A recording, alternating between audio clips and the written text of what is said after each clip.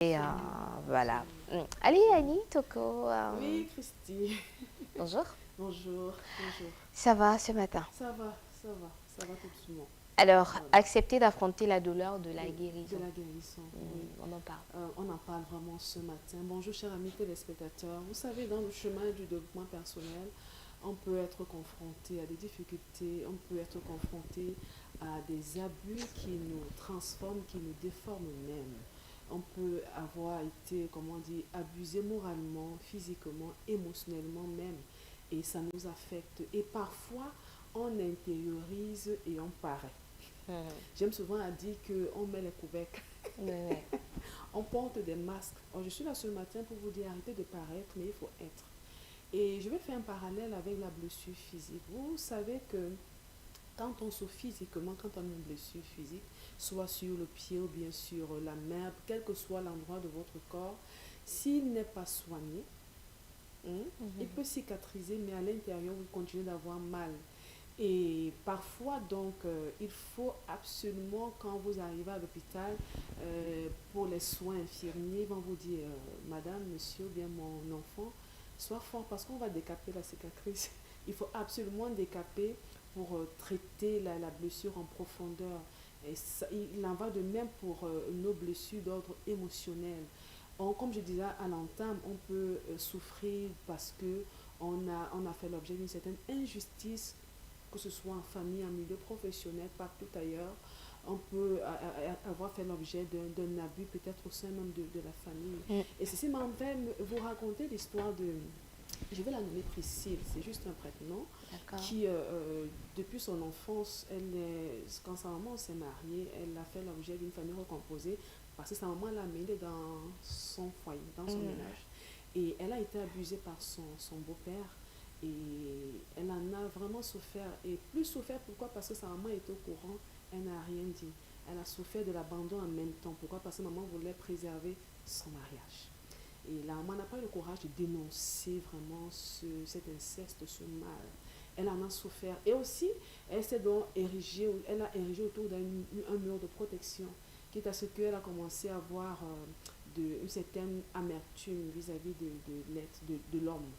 Mais elle est tombée sur un monsieur, elle est tombée amoureuse d'un monsieur, ils sont mariés, mais du fait de ses blessures, elle ne s'est pas rendue compte qu'elle traînait avec elle. Les conséquences de ces blessures, là au sein de son ménage, ce n'était pas facile. Et elle a toujours érigé ce mur de protection, elle était toujours sur la défensive, avec les conséquences de ces blessures. Alors, jusqu'à ce qu'elle prenne conscience que mais si je n'affronte pas ce problème, Mhm. ben, je vais créer des dégâts autour de moi. Je vais perdre ma relation, je vais perdre des relations amicales même, et moi-même Exactement. professionnelles.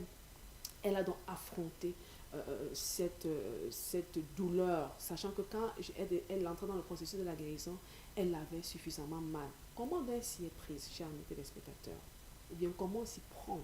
Peut-être toi qui m'écoutes en ce moment, toi qui nous regardes en ce moment, peut-être tu passes par les mêmes méandres de Priscille qui a souffert d'un abus physique, d'ordre sexuel dans son enfance. Comment s'y prendre, chers amis téléspectateurs?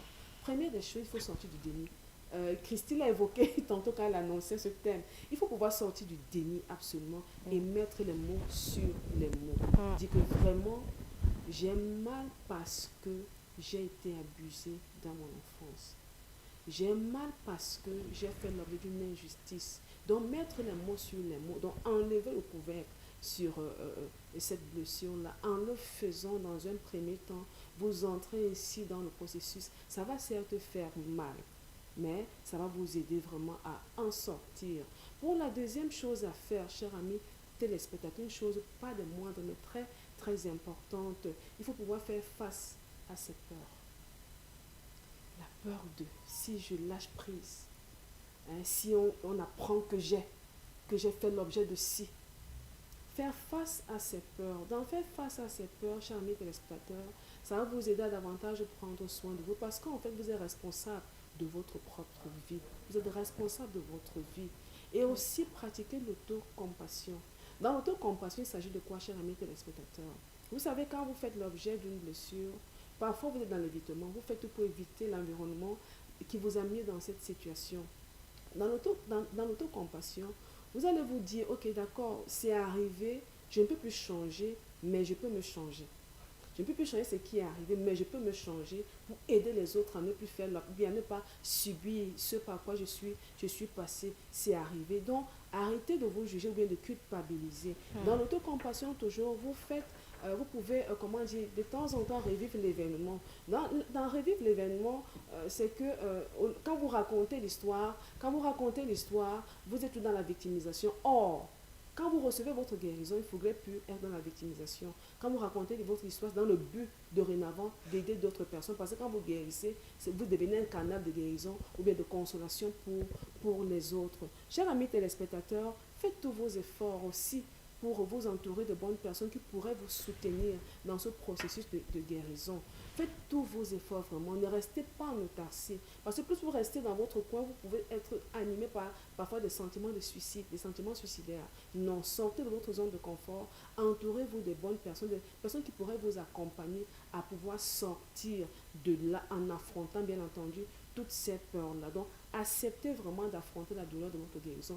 Tant que vous n'acceptez pas cela, il serait difficile pour vous de trouver la guérison. Et l'un des avantages à accepter d'affronter la douleur de votre guérison, c'est pouvoir être restauré dans votre vie, instauré dans votre quotidien, instauré dans votre développement personnel. Donc, ça vous permettra effectivement de continuer à vous améliorer, à faire un pas de plus, mais en restant cloîtré dans cette douleur, dans cette blessure, vous n'y parviendrez pas. Mais pourtant, en acceptant d'affronter la douleur de la guérison, vous allez vraiment en sortir et rebondir et avancer. Et considérer vraiment que tout ce qui est arrivé n'est que du passé. Mais vous puisez dans ce passé-là pour pouvoir rebondir et aider les autres personnes qui passeraient certainement par les mêmes méandres que vous. Donc je vous encourage ce matin, chers amis téléspectateurs, à mettre les mots sur ce qui vous a fait mal hier, à pouvoir affronter ces peurs, à pouvoir être dans l'autocompassion, en ne plus vous culpabiliser, en ne plus vous juger et surtout à comprendre que en acceptant d'affronter cette douleur, vous allez rebondir et être restauré totalement dans votre vie et mieux vous accomplir. Donc voilà en quelques mots ce que nous avons prévu ce matin pour vous aider dans votre développement personnel. Merci beaucoup. Je crois que cela est aussi intéressant pour les sportifs qui peuvent aussi avoir des douleurs, notamment avec certains échecs, certains... Voilà. Et donc pour tout le monde, on va le dire de manière globale. Merci Annie. C'est moi, Christine. Allez, Eric, il est juste à côté. Je crois que tu l'as compris quand j'ai commencé à parler de sportif, c'était pour faire référence à lui.